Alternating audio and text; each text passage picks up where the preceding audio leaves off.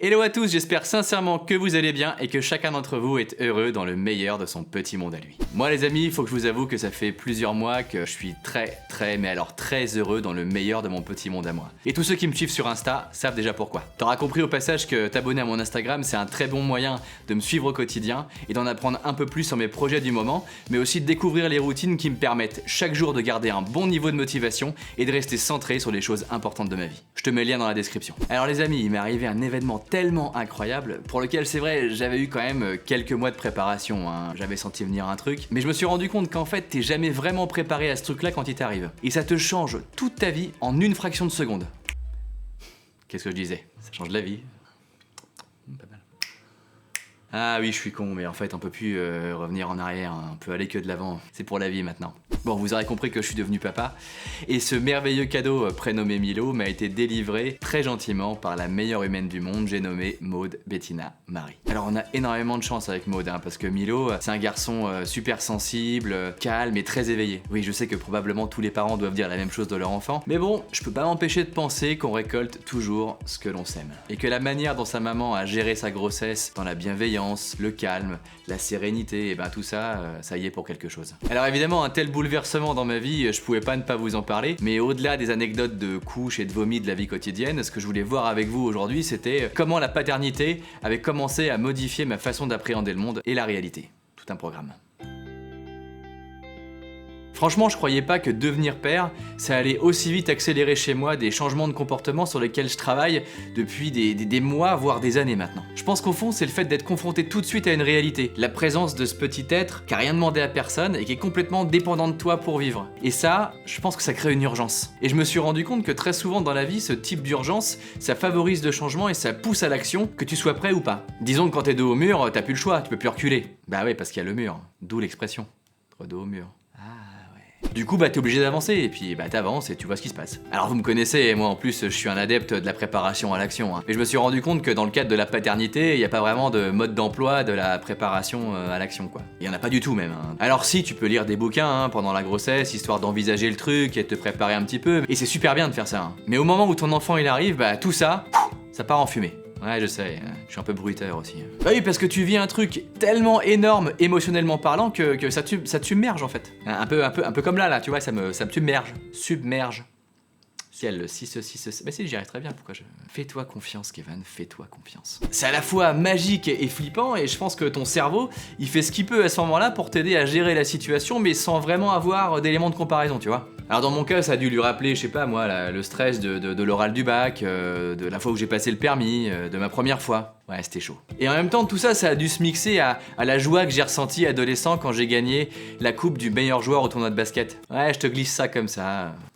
J'étais meneur de jeu. Déjà un tempérament de leader à l'époque, mais ça n'a rien à voir. C'est vrai, c'est tellement le bordel dans ta tête que je pense qu'à un moment, ton cerveau, il fait ce qu'il peut pour t'aider à gérer la situation. Alors il te permet de rester physiquement présente, mais en même temps, il va te mettre un léger filtre devant les yeux qui t'empêche d'être pleinement conscient de ce qui se passe. Sinon, je pense que tu peux tomber dans les pommes. Alors moi, bien sûr, je suis pas tombé dans les pommes, hein, parce que j'avais mangé. Et oui, c'est la clé. D'ailleurs, avec Maud, pendant l'accouchement, même si on était très connectés et qu'on essayait de vivre un maximum l'instant présent en écoutant les directives du metteur en scène, à savoir ton obstétricien, dans notre tête d'acteur, on avait l'impression qu'à chaque poussée, à chaque contraction, il allait y avoir un mec qui allait dire « Ok, coupez les gars, on la refait, on peut avoir un petit raccord... » Ouais, parce qu'elle transpire. Maud, c'est ça, hein, franchement, tu changes pas, on y est. Un peu moins de grimaces, un peu plus intérieur, un peu moins dans le visage.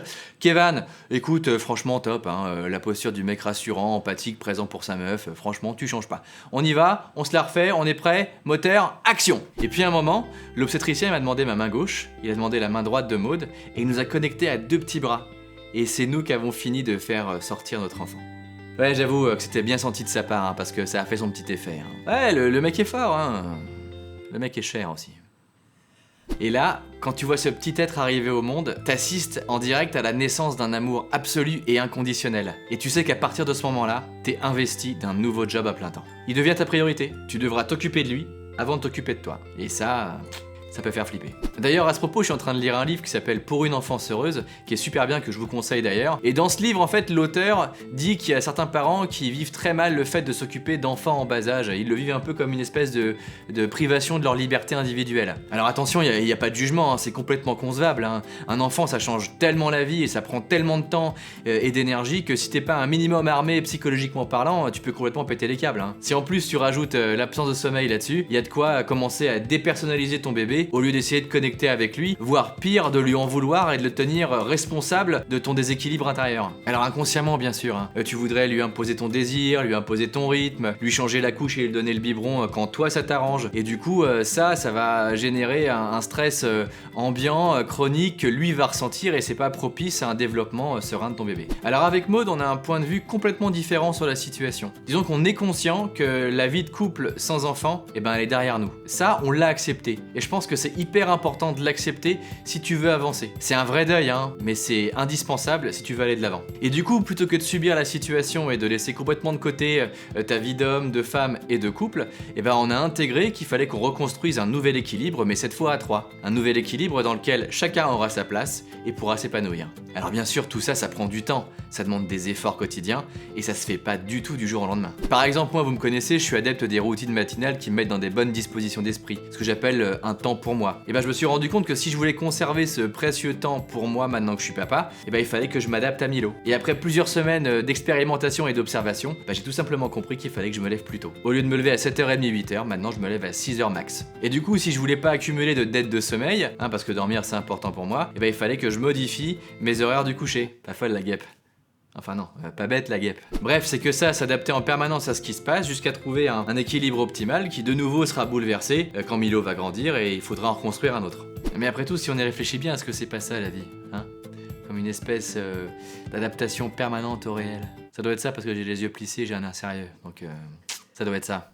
Donc plutôt que de lutter contre, on apprend à vivre avec et ça change beaucoup de choses. En fait, je me rends compte qu'être père, ça m'apprend tout doucement à lâcher prise après avoir passé une bonne partie de ma vie à vouloir être dans le contrôle. Ce qui peut avec le recul générer pas mal de frustration et de sentiments négatifs, surtout quand les choses vont pas à 100% dans ton sens. Et ce qui avec un bébé risque de se produire quand même souvent. C'est vrai, lui, il a rien demandé à personne, tout est nouveau pour lui et tu peux pas lui imposer quoi que ce soit. Du coup, moi j'apprends à être avec Milo à chaque instant, à m'adapter à lui, ici et maintenant. Par exemple, quand je lui change sa couche ou je lui donne son biberon, j'essaie de me connecter à lui et de vivre avec lui ces instants précieux et éphémères. De profiter de chaque moment parce que l'instant d'après, ça sera passé et il aura déjà changé. Ce que je remarque, c'est qu'avoir un enfant, ça me connecte de plus en plus avec l'instant présent. Il n'y a pas d'avant, il n'y a pas encore d'après, il n'y a que maintenant. Et c'est vrai que vivre l'instant présent, faut avouer que c'est hyper apaisant. Ça fait disparaître instantanément tous les petits soucis du quotidien que souvent tu te génères toi-même par tes pensées. Et même si parfois j'ai mon mental qui veut reprendre le dessus, qui veut m'emmener dans des scénarios et des pensées qui m'en détournent de l'instant présent, je m'arrête un instant, je respire,